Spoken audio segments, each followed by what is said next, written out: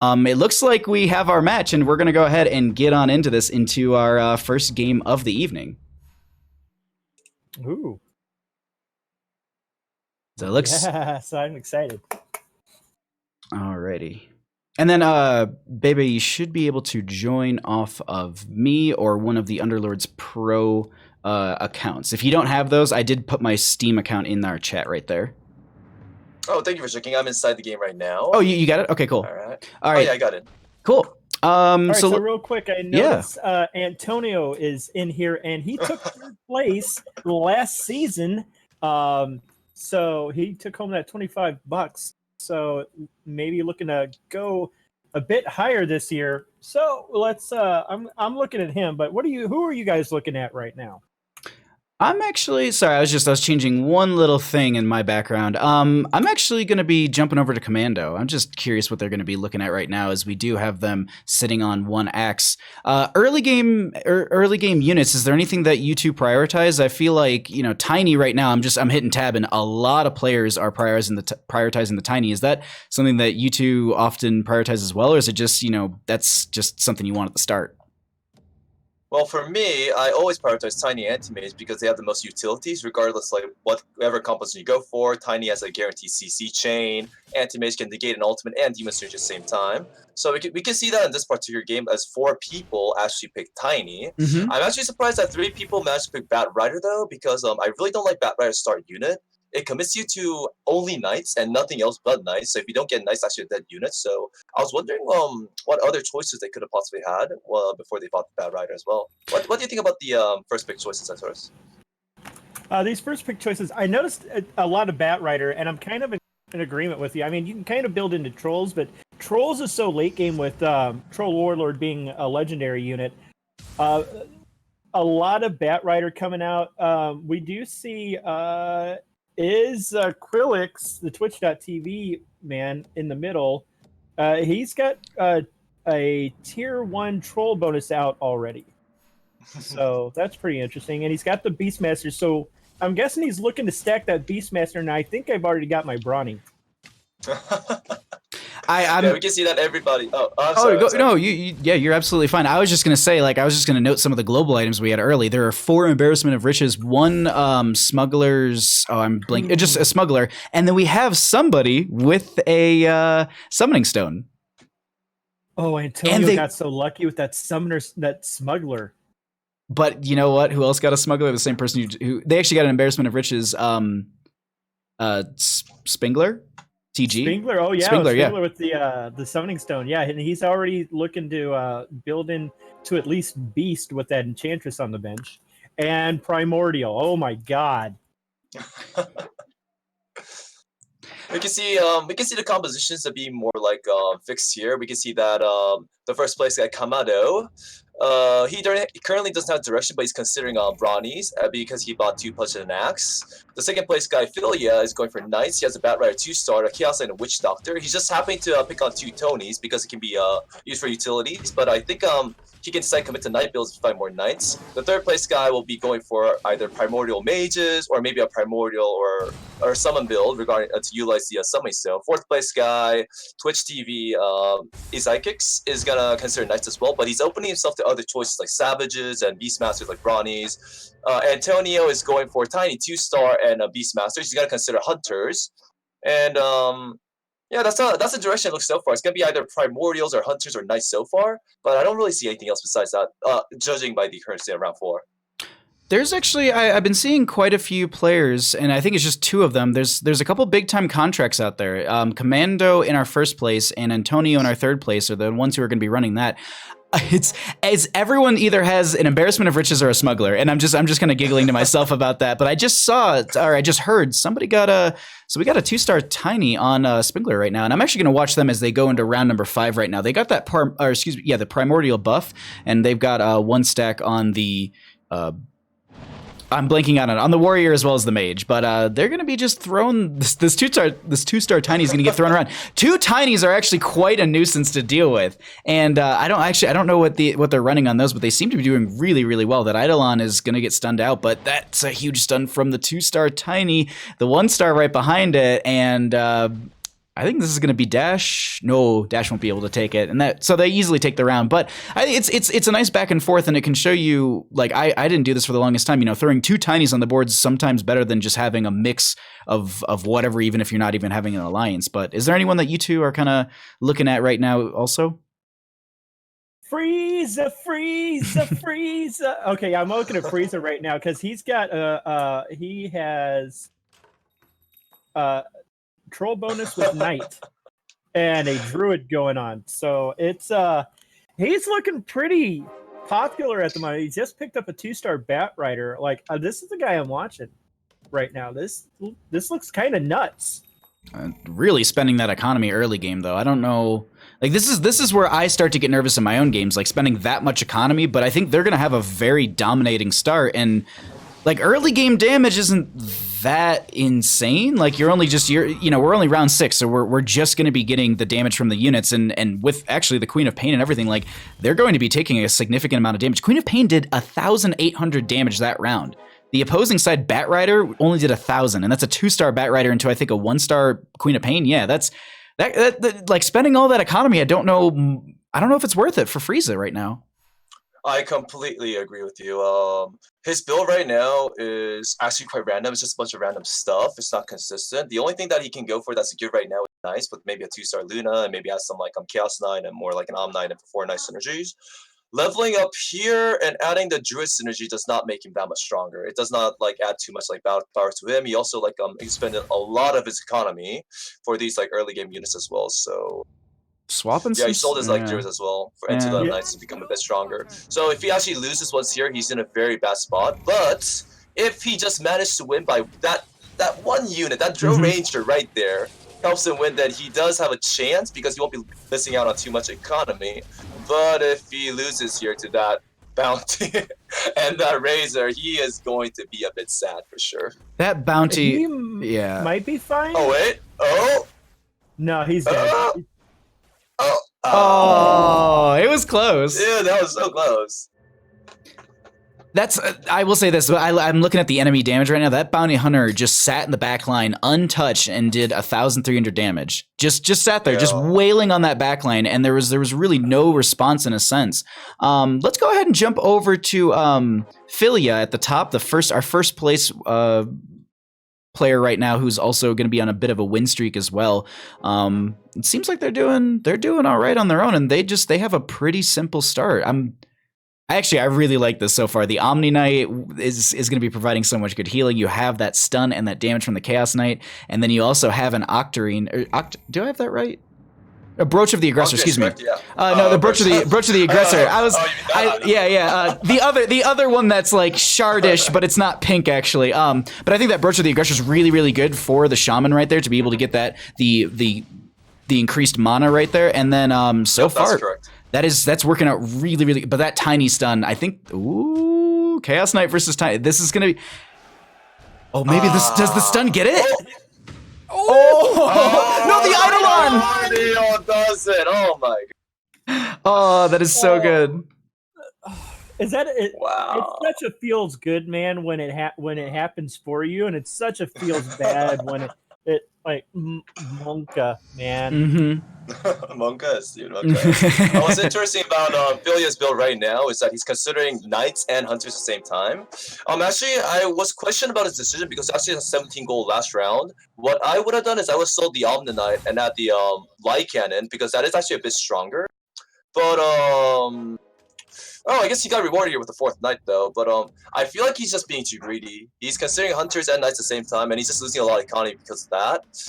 I think this game, judging by how Frieza and Isak have Knights, I think he should just give up on Knights because even though he has a Battle Ray 2-star, he does not have a single Knight pair. He's not that committed to Knights. So I think it'd be a lot better if he just thought of a different build by selling the Knights for economy.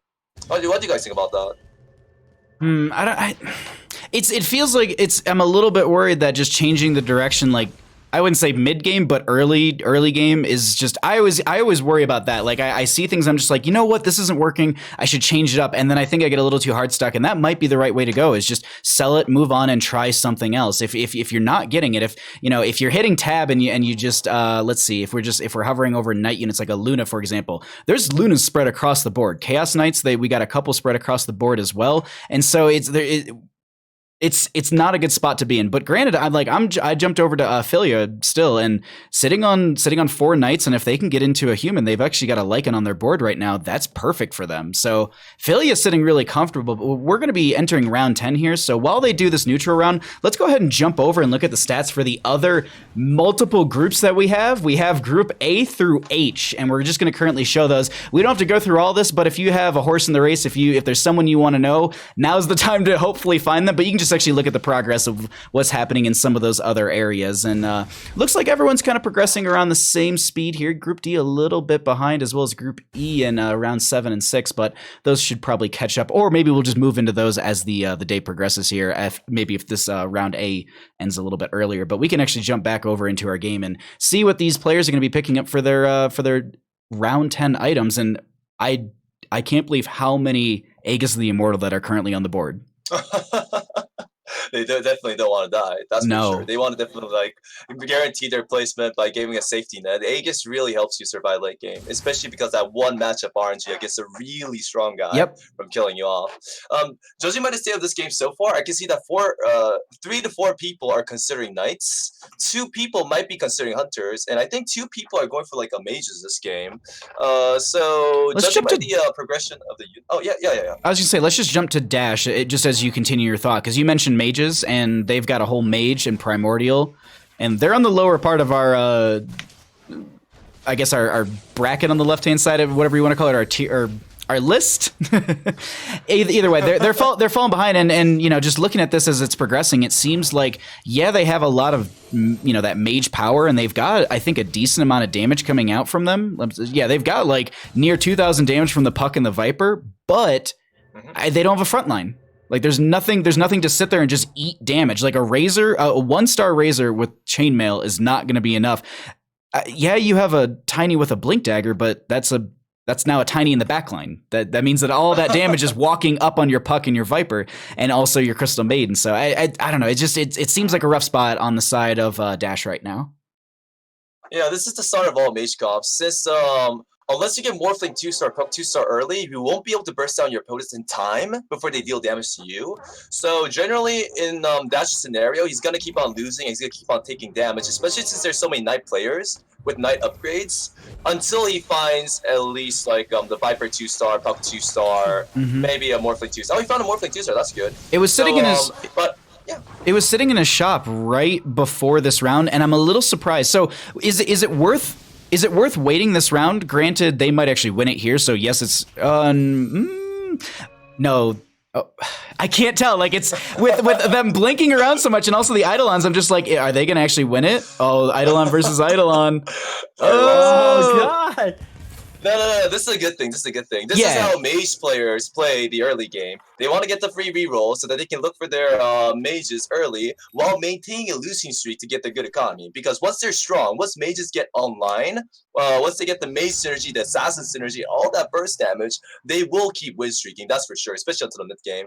So I think Dash is actually doing the game perfectly so far as a primordial mage assassin user, and I'm actually kind of like amazed of it. Yeah, I think he's doing fine. Yeah, I was just really surprised, and I wanted to ask kind of your opinion on this.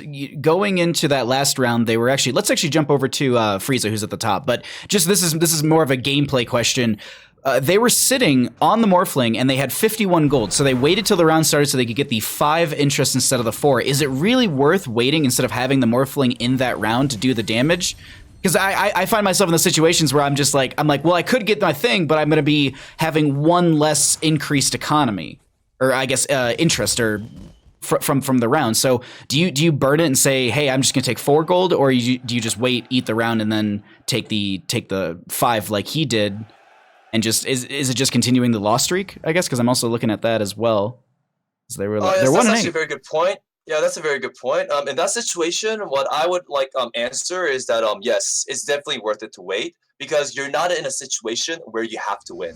So if you're in a situation where you have to win, when you got that juicy win streak, when you get like plus 1 more goal for winning, plus 2 more goal for winning, Yeah. then of course you're gonna invest the gold and make your board stronger. In that situation, you can save HP, you can get more money in that fashion, right? But in Dash's situation, he is very likely to lose, even if he gets the Morphling upgrade 2 stars, because there are a lot of knights upgraded within the lobby. The Hunter guy is like a 2-star. So even if he upgrades the Morphling, he doesn't really benefit that much in terms of battle power. He's gonna take damage anyways, and he has a losing streak. So if he maintains the losses, he actually gets more benefit from the losing streak gold and the free reroll. So in Dash's situation, it is perfectly correct to buy the Morphling later in that situation. Well, we'll jump back over to them later. We just saw them go up against Frieza, and that's actually their second win of this game. Like they're currently at 2-8, I think, for their record. So that's it's starting to go their way. I think you called it perfectly when you said, man, they need a 2-star Morphling, and then they got it, and then their loss streak it's gone all of a sudden. Look at that. He's not going to worry about losing once he gets Viper 2-star for sure. Let's jump to Antonio. We haven't checked out their board in a little bit. They're currently running this anti-mage. They've also got the treant protector. They're going to be running that axe with the Nature's Prophet, as well as the Terrorblade and that Beastmaster 2-star. It's really, really good as we go into round 15. And I kind of like what they're building here. Looking at their board as well as their shop, is there anything with this composition that you'd be kind of praying for going into round 15 for items? This is a very unorthodox composition. He's trying to go for Brawnies and Druid Elusives at the same time, which is kind of awkward because Brawnies are usually a frontline unit, and so are Druids. So he's gonna be lacking damage once he gets to late game if he were to commit to this particular composition. I think he's going to have to decide whether he wants to go for elusives or maybe elusive hunters, because this build is definitely a hybrid build, and it's just like I usually never see builds like this, so I really don't know how it'll do, but I don't think it's gonna do well. But he is kind of over upgraded, so he might do well for mid game for sure. He might just outvalue your opponents. What I'm noticing about Antonio's build in particular is he was kind of angling to try to get some use out of that big time contract. He had a couple of Ogre Magi on the field to kind of buff that up, so he could kind of stack kills on the Beastmaster. He's not going to do that anymore. He swapped the BTC over to the Terrorblade, so this ought to be pretty interesting with that health buff at least. Yeah, giving Terrorblade some extra survivability for sure, and he's doing a fairly good job of it. But oh my god, God! Wow! All right, let's go look at Primordial. Let's go look at that. Wow. Let's go look at Sprinkler. Yeah, that was wild. Was this a Summoning Stone guy? Yes. Yeah. Wow, that was Summoning Stone. So and let's Viper too as well. Yeah. This is. I don't know about the Helm of the Undying on the Viper though. How would you feel about the Helm of Undying on the Arc Warden instead? Oh, actually, in this situation, it's okay to put Viper in the most fronts and then give it Helm of the Undying so they can debuff all of your opponents while doing damage at the same time, since he has 3 mage synergy. Usually you want your Arc Wardens to do more damage, so instead of Helm of the Undying, I think Gloves of Haste is correct. Yeah, but I think Viper would have been much better here as a supporter though, because it has a lot of magic resistance. It can actually kill 1 unit in the mid game round 17 with its Viper Strike. So I'm very curious that he decided to go for 4 Arc Wards, but I guess these summons are just paying off, dude. That tiny, that's so ridiculous. The tiny with the Helm of Undying was the best choice they could have made, because that tiny actually got the toss onto that sniper right there at the last moment while the Helm of Undying was active. It was like its last action is just like, I'm just gonna go ahead and get this toss out, and then that allowed them to have that stun in time. Granted, I mean, I think there were enough Eidolons to regardlessly take that round. It's ridiculous what they're putting on the board right now. They're also gonna be on a win streak as well. They're currently sitting at a 6 win streak. Let's actually jump over to Dash, because they're starting to turn it around themselves, and they're on a 4-game win streak themselves, and they got a double blink daggers on these Morphlings. Oh, is this the mage? This is the mage build? Yeah, we're checking out Dash right here. Yeah. Let's actually look at the damage as it progresses. I've been trying to show damage to stream so that way they get an idea of what both these players are putting into each other when it comes damage-wise. But this Chaos Knight, that's a really good Chaos Bolt to be thrown into the puck in the backline to get that stun right there, but it's not enough. It's not enough. So much damage. That's so stupid. Wow. He's just deleted 6 knights. Wow. I have been theorizing for a couple weeks now, but never really got around to testing it, that like morphling in a mage build comp was like really like a next level play. Because that waveform has so much range and it's magic damage, right? That's correct. So it gets the benefit of a mage comp. Like that's just so dumb. It's tanky, it's a primordial, it provides you a front line, it does so much damage, it survives very long, it's an assassin, so it's an all attack damage. Morphling is the perfect unit for mages. If we continue to see Dash's build right now, he also has 2 DKs. He has a potential to get tiny 3-star soon, and Arc Warden too as well. His build is like almost provided to him, especially with a perfect economy. So, judging by the state of the game so far, since Knights and since Knights are just contested like crazy, I think the mages are going to have a fantastic time for sure. It's completely open for them here. It's just gonna be an easy time to get whatever they want, but unfortunately into Antonio, it's not gonna be enough. That is a Terrorblade putting out 3.6k. Did you guys see that damage? Those 2 Morphlings like instantly put out 4,800 damage at the very start of the fight. That's really hard to overcome that quickly. But I think it's also Antonio's. Isn't Antonio running 6 knights? Am I right on that? No. They've got elusive and brawny. And he's got a natural. Yeah, he's got either a 3-star or 2-star nature prophet every turn, so he's definitely benefiting from that druid alliance he's also running in there. Well, at this time, as we get into round 20, let's once again show the stats from the other games. Let's get an idea of what those other groups are looking like just to get some of those numbers. We have someone in Group H on a 7-round win streak. Same thing in Group C as well. Damage-wise, across the board, it seems like we got some really, really top-tier players in some of the groups sitting at like 97 health on one of them, what I'm looking at in Group F. Group B seems to be a little bit more towards the middle of the road, as well as B. C is actually falling quite quickly. Overall, it's a lot of great Underlords happening this afternoon, and I'm glad to be casting it with you two. But we get back out of this this neutral round, as I do believe everyone. Oh, not everyone will be able to defeat it. Some oys might be going in chat right there. Overall, this is so far a really, really great battle between all these players. No one dropping out just yet anywhere, as we can just highlight some of the items that are probably going to be coming in. And just double Aegis of the Immortal for Joseph. Hello. But yeah, we've got 2 players with double of the. Oh my God, Komodo too, or Commando. Yeah, Komodo has it going on as well, and like Aegis is such a bad item in everything but a tournament setting. I can actually, I kind of agree with that. Yeah. I'm looking through right now, and I just saw also Antonio just picked up a level 3 beast or a 3-star Beastmaster. Oh wow! So I want to watch this. I want to watch this round unfold. Let's see what damage they put out with this thing. Yeah, he's already stacked this up. I really think he should probably look to get a Ogre Magi, get any kind of Bloodbound in there, because that dude's gonna slap.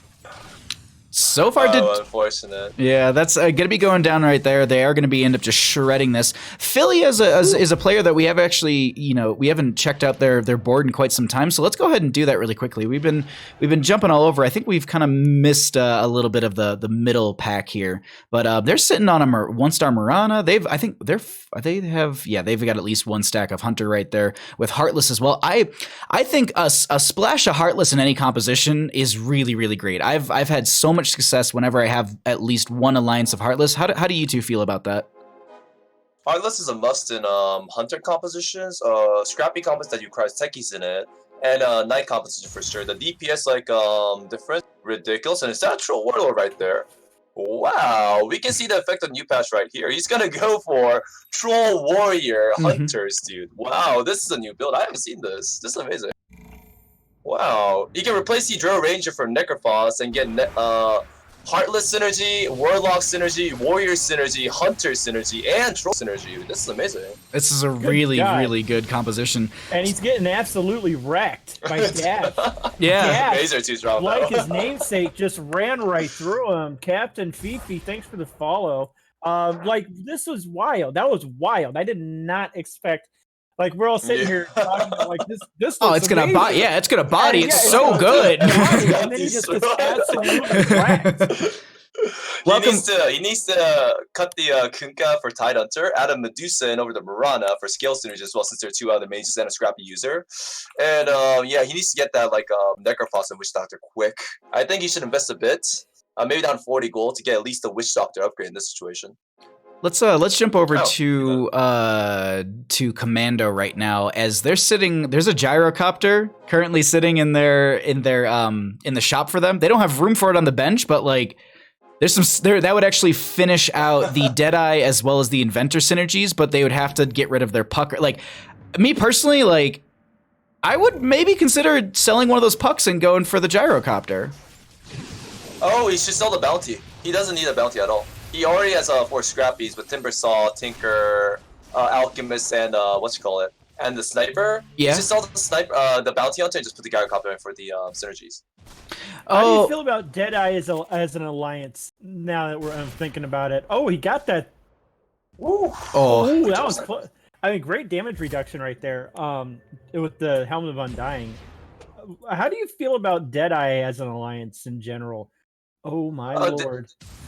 Deadeye can be really situational. For example, if your opponent has like a lot of support, low HP units, like for example, a Crystal Maiden, you can just cut it off at the beginning of the fight, and wow, is that 2 gyros? Yeah. Get it? Oh my! I'm looking at their shop right now. I've got it open, and there's so much coming through. Like there's another sniper in the shop right now that they can pick up. Like I think the patch that came through today, it's been really good at changing how much late game we're getting, like out of like how many late game high tier value we're getting. I'm actually going to jump to Antonio really quickly. They've actually got a 3-star. I'm blanking on the name all of a sudden. Beastmaster as well as the Axe, both of them. But they've also got that 3-star. Was it a 3-star on the Treant because of the nature buff? Oh, Druid synergy. Yeah, the Druid synergy allows Treant to get 3-star, even though if you have like 2-2-star. It's not enough, as Philia, the composition that we were complimenting so very much, is actually going to body into that. It's almost like we've got this caster curse, and anytime we jump to a player, it's like they're losing. We're like, let's highlight how great this is going to be, and then they just lose the round. It's like, all right, well, like, wow. So who are we going to curse next? You know, like, Bebe, who are we going to go curse now? Well, we're going to go curse is a Quicks.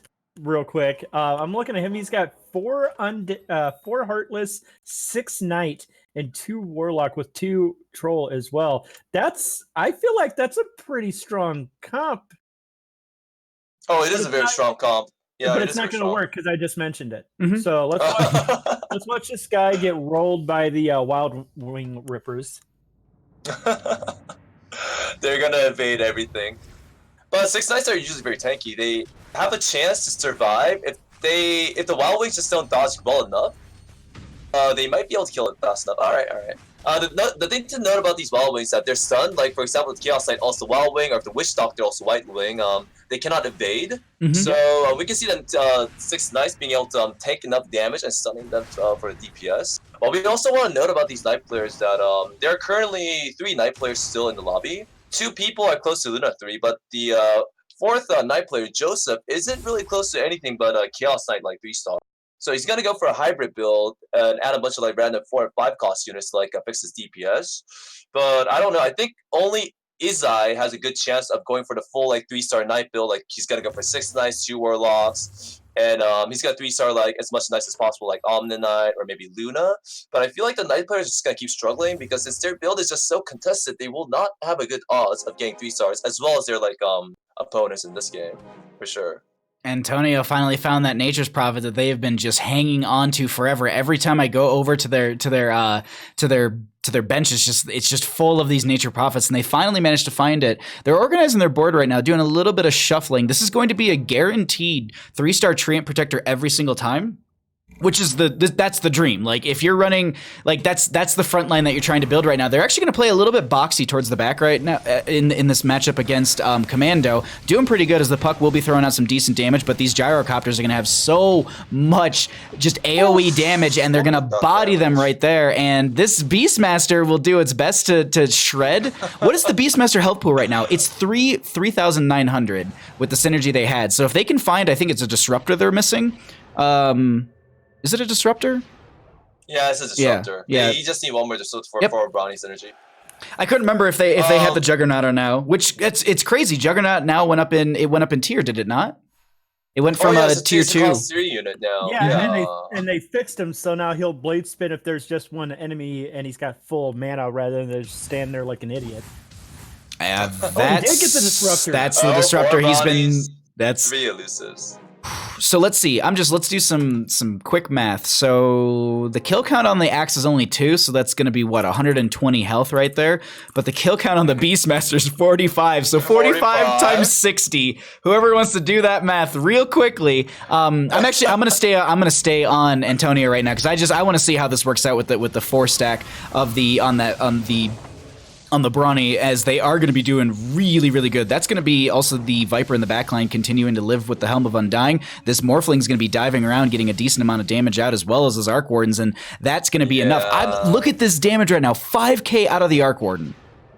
And Antonio should be out with 11 damage exactly. The problem with Antonio's build is that Brawnies are frontline. So if you build another frontline with a frontline build, he just will lack the DPS to do anything. So he built into like Druids with Brawnies. I've never seen that build, but for those who sees the build right now in chat, I say don't go for that build. Just go for like Hunters and make it stronger. Make your Beastmaster stronger. Go for Heartless, make your Beastmaster stronger. That's a lot better than having like a bunch of like unsynergetic units for sure. Well, as we progress here and we are getting into the lower half of, or I guess the later half of our game, we're in round 28. We're going to be focusing on the lower health pool heroes right now, as they're going to be kind of falling out. I'm on I'm just going to go with Izza. That's the easiest one right there. But we're going to be focusing on Izza, who's going to be going into dash right now, and this Viper's going to be diving around as well. There's a 3-star Morphling that they're going up against, and that's also going to be the Gyrocopter getting a whole lot of AoE damage on some of these players who are just standing in the middle of the board. A huge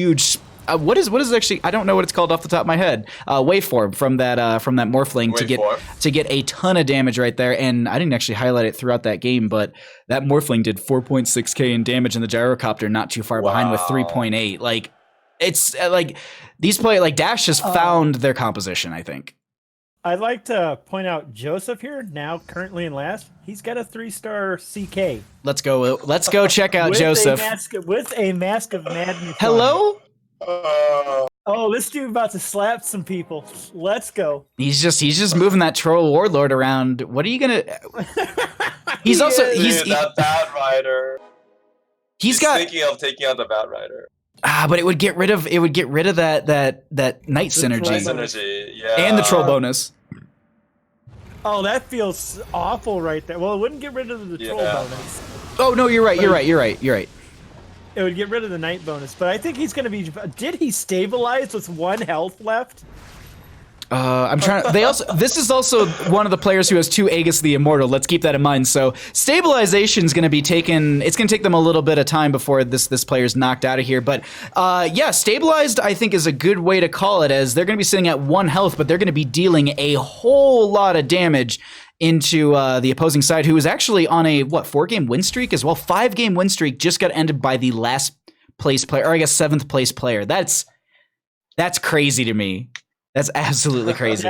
That CK slapped people for 10,000 damage, almost 11,000. Yeah, wow. Yeah. That's idiotic. No, this value out of that alchemist though, with the acid spray reducing unit armor by 8, and then coupled that with the heartless buff, like he may last a lot longer than we think. You're absolutely right. His build contrasts with Antonio's in the fact that he has a 3-star. He's got that Chaos Knight, and he's just building a bunch of support towards that single Chaos Knight. He's got the 4-9 synergy to make the Chaos Knight tankier. He's got the Mask of Mana to increase his attack speed. The Troll synergy. The Alchemist with the defense reductions, as Zexerous said. And the Necrophon to heal the Chaos Knight as well. So that's why he's doing so well. Well, not against Reeves, of course. So far in this tournament, I think. Take a look around his board. While we do that, we're going to jump over and show the stats once again, see how these groups are progressing. Looks like Group H has lost a couple players right there. Group E as well has had 2 players drop out. It seems like, I think on I'd say throughout most of these groups, it's 1 to 2 players have been knocked out so far. So our late game is really progressing here, as I'd say the average is looking around 29, I think, for our rounds. But we actually have our round 31 coming back on our main stream right now, and we have Joseph still very low. But we can actually jump over to Frieza, see how they're going to be doing in this round. They do not have an Aegis of the Immortal, so this could be their last round potentially, depending on who they go up against. We'll see if this will be them getting knocked out of here. Another thing that we can know from this game is that ever since they raised the number of forecast units and raised the percentage of game forecast units in game, we can see that almost everybody found their specific forecast. I think that's something that we can emphasize and learn about the new patch changes regarding this game. Frieza's gonna take a big hit here though. He's gonna lose Aegis. No, he doesn't have Aegis. This is the one player that doesn't. The game. They're gonna take 7th That's place. Unfortunate. They'll be taking 7th. I'm going to jump over to Joseph real quickly, see if we can catch the end of this one. Doesn't look like we managed to catch that. They did. Okay, so there used to be a bug. I don't know if it shows it for you, but there used to be a bug where it didn't take away the Aegis, or maybe it still does. Yeah, so when you hit tab, it doesn't, but when you actually click on the player, so they did lose an Aegis from that last round, so they did lose the last round right there. And they're just going to have to adjust. They sold that. No, they actually put that Troll Warlord in. What did they replace instead? I'm trying to remember what they had. Level up. They just leveled up. Okay. Yep.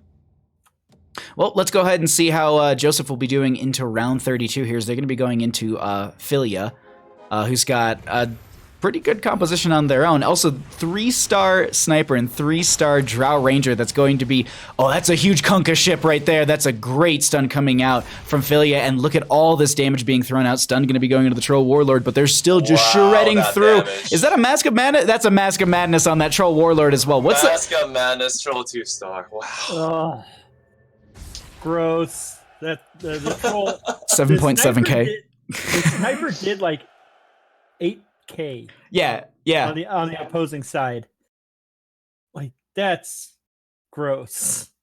You remember last week where we had 2 3-star yes. Like, it was like, what were the odds of like 2 3-star units being on the field? They were battling each other. It wasn't the same. It wasn't the same player with 2 3-stars. It was 2 separate players. For anyone, because I was thinking, I was like, well, that might be people might take that backwards. But Joseph is on their last leg literally here, and we're gonna stay on them for now. See how they do in this next round, as they're going to be going up against someone who's got full Scrappy, the Deadeye, a 3-star Razor, a 3-star Puck. Like, this is Commando has a great composition, but can they live through the round? That's going to be Techie's bomb going off right there. There's a Helm of Undying that just ended. Seems like Joseph will be able to stabilize and take this round themselves. They're going to be dealing some... Oh, wait, does Commando get knocked out? Actually, yeah, no. Commando's out. No, they have an Aegis of the Immortal. He lost his Aegis because I jumped over. But Isak got knocked out. Oh, we missed that one. Okay, so Isak got knocked out right there. So they'll be taking 6th place. That double Aegis from Commando and Jota is paying off for sure. Well, and I don't know, I can't remember which one of you said it, but in a tournament setting, double Aegis is amazing because that actually put Joseph in 5th place. And that means that you're just going to be picking up more points throughout the... Like, that literal 5th place could be the determination of whether or not in 3 weeks you go into the playoffs. Like, that's huge right there. But I'm actually going to be looking at Commando as they go into Dash, looking on the side of Commando's view, and that Tidehunter on the opposing side getting a huge knock-up at the start of this fight. Oh my god. Commando is not getting anything off, and Dash just bodied that round. 5k damage from the Morphling, near 5k from the Gyrocopter as well. Whew. And oh my god, 2 people got out too. Oh, the Aegises were all expired. Kamado and Joseph is now out of match, so all the Knight players just died off in that particular situation. That's what you go for contested sub, but they survived thanks to the Aegis buff, I guess. The power of the Aegis. Can we just jump over to Spindler, who's got one, who's currently sitting on an Enigma on their battlefield and one on their bench? Like, I love this setup right now for this player. I think this is going to be really, really interesting. It is going to be round 35, so we're not going to be seeing them go into anyone. But Dash also has an Enigma on the board as well. So these players are getting some. Yeah, there's some of this. This is why I'm so excited, because there's multiple players with Enigmas, and that could really, really change things. But we got another round of items to come through, so let's get an idea of what those look like. We'll just kind of throw ourselves onto the tab screen just so we can catch those. What I was laughing about was that Viper jumping and getting KO'd midair. So his icon for the Undying State popped up like midair, and that's why I started laughing. It just struck me as really funny. No way, Philia went for the expanded roster. What? Philia went for the expanded roster, the tier 5 item. Oh my god, dude! You can put a Medusa 2 and a Mirana 2 in for free. Oh my god, dude! Wow. What's their shop look like? No Medusa sitting in their shop, but this is. Yet. Do you roll for that last Medusa? Oh my god, they got 2 Miranas. That's a 3-star Mirana. Oh my god, what? This is gonna be a good round for Philia. In a tournament game too, dude. Wow. Oh, this Mirana is gonna just obliterate people. Look at it! Look at her go! She is a chicken. Oh my god! 3,000 HP, jumping around. Her ultimate does 1,800 damage, stuns for 7 seconds. This is amazing, dude. Wow. A 7-second stun. That's like the whole round. Yeah. That's an effective cooldown of 1 second on Mirana's arrow, because the stun lasts 7, her cooldown's 8. Imagine if he took that off, if he had an Octarina essence on her. Because she gets mana pretty quickly. They actually have the brochure of the aggressor on her, so there's going to be mana from attacks. So she's Medusa 2 stars. Oh, this is just. Oh lord, this is gross. What is this guy doing? The new meta. Down. It's only Troll $200. Medusa 2, Mirana 3, the new meta.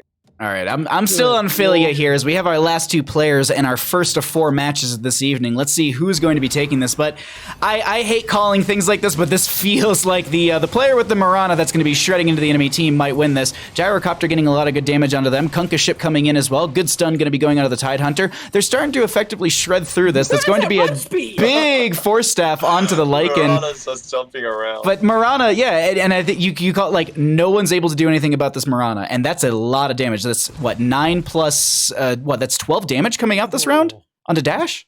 Sounds about right. Or 13. I forgot that we're in 35 plus, so it actually goes up again. Damage. Yeah.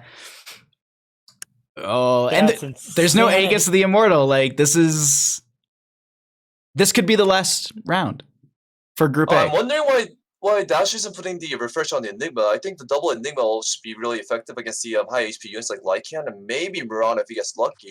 I wonder why he's going for the Gyro. He wants the damage off the level 2 Gyro. It's just the damage.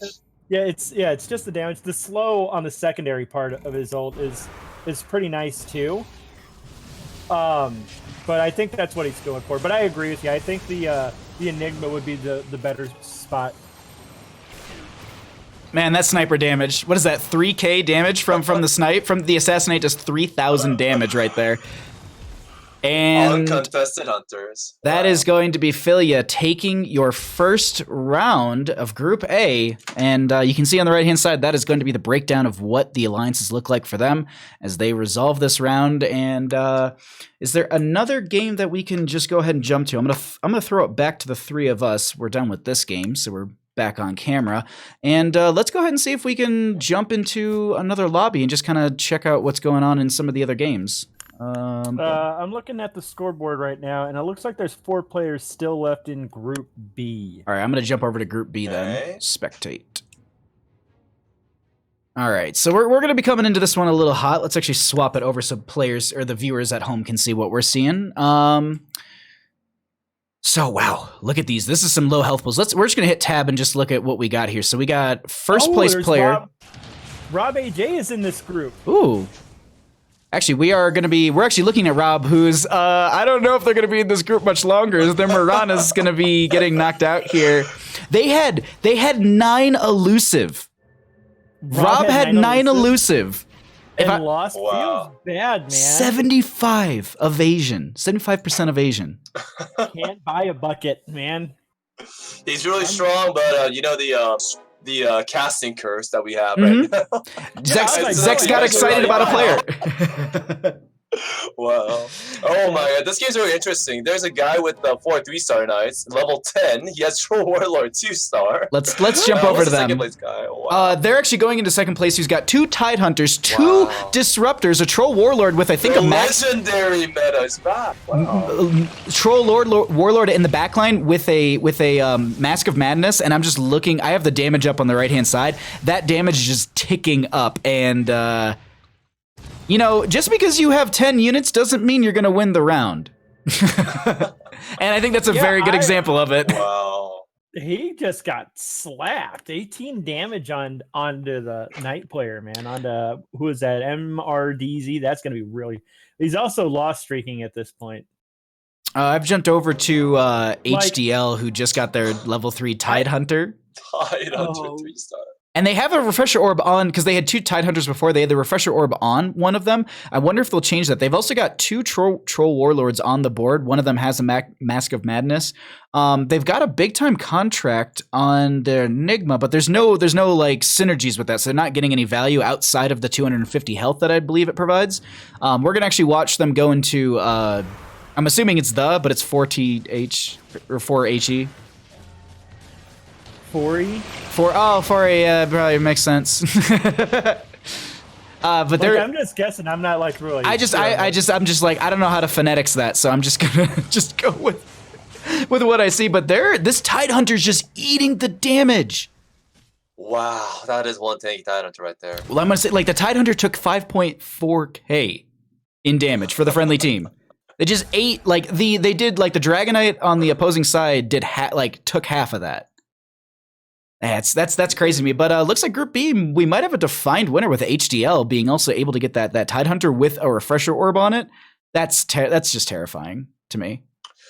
What MRD has to do is he needs to snipe the Enigma. He needs to kill off before it goes off. Then the opponent loses a lot of DPS. He has a 3-star Knight, so they should be able to withstand the damage from Medusa and Troll Warlord. He needs to do something about that Tide Hunter and that Enigma right there. He needs to snipe it with human synergy if he has human synergy, or let's see. He actually needs to do something about those.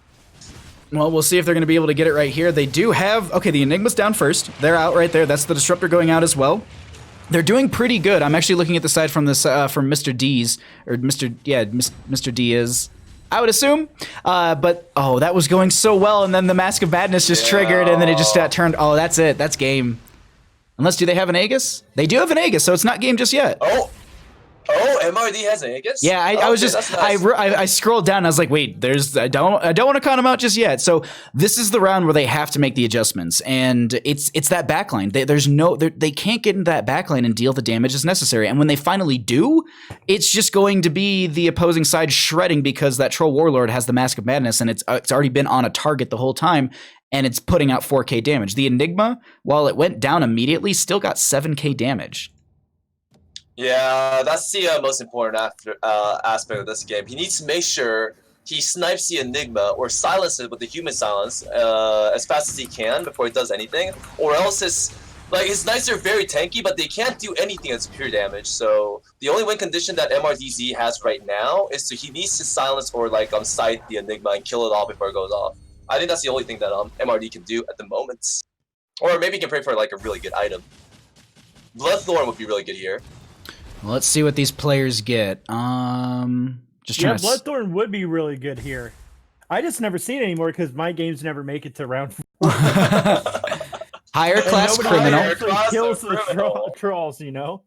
What? Oh my god. He picked higher class. Higher class of criminal. He wants DK 3-star, I think, to raise You the. know what? That's Oh a wait, good wait, wait. thing. The odds should be same. The odds should be the same though. What's he going for? That's a 2-star Lich on the side of HDL. I don't think I've ever seen a 2-star Wow. Lich. There's also a 2-star Techies with a, what is that? A Scythe of...